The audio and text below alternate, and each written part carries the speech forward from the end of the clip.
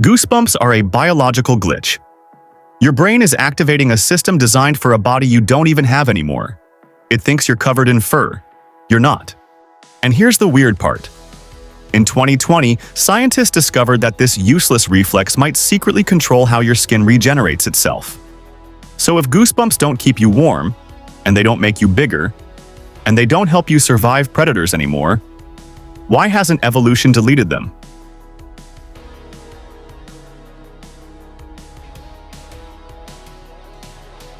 Every single hair on your body has its own dedicated muscle. It's called the erector pili. You have millions of them. Right now, they're asleep. But the second you step into cold air, hear a sudden noise, or feel a powerful moment in music, your sympathetic nervous system sends an electric signal. The muscles contract, the hair stands up, the skin dimples. That's piloerection, and it's completely involuntary. But here's the problem. This system was built for fur, not skin. In animals like huskies, chimpanzees, or cats, raised hair traps air. Air equals insulation. It's a built-in thermal shield. But humans lost most of their body hair millions of years ago. So now, we still have the software, but not the hardware. It's like running winter mode on a summer device. So why keep the code? Why hasn't natural selection erased it? This is where it gets interesting. Scientists thought goosebumps were vestigial, leftover, useless, until researchers discovered something unexpected.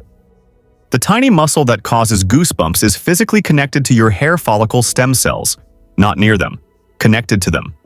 When the muscle contracts, it doesn't just pull the hair upright, it sends a signal, a growth signal. Short term, you get a bump. Long term, your skin activates regeneration. In cold environments over time, this system helps stimulate hair growth. Goosebumps aren't just a reflex, they're part of a maintenance system. Evolution didn't forget to delete them, it repurposed them. But that still doesn't explain something else. Why do you get them from music? Cold makes sense. But a violin solo? A movie scene? A speech? Why does beauty trigger the same response as danger?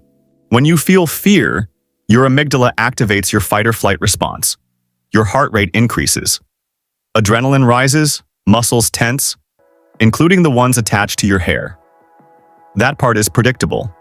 But when you experience awe, something powerful, meaningful, overwhelming, your brain activates many of the same circuits. To your nervous system, intensity is intensity. It doesn't perfectly distinguish between threat to survival and emotionally overwhelming experience. Both are high-stakes signals. And your body reacts first. Interpretation comes later. But here's where it gets even deeper.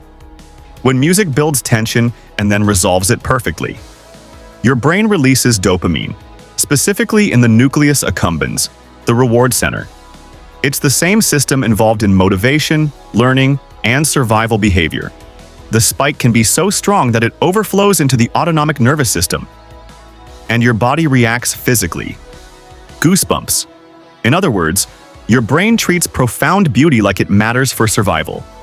Because neurologically meaningful and important are processed in similar ways. But not everyone feels this. And that's not random. Studies show that people who experience frequent aesthetic chills have stronger connectivity between the auditory cortex and emotional processing centers. More crosstalk, more integration. Their brains are literally more interconnected in those regions. They also score higher in openness to experience. So goosebumps from music aren't just about taste. They may reflect how your brain is wired. More sensitive to patterns, more responsive to emotional shifts, more reactive to meaning. Your skin might be revealing something about your neural architecture. And that brings us back to the beginning. Goosebumps are not a glitch.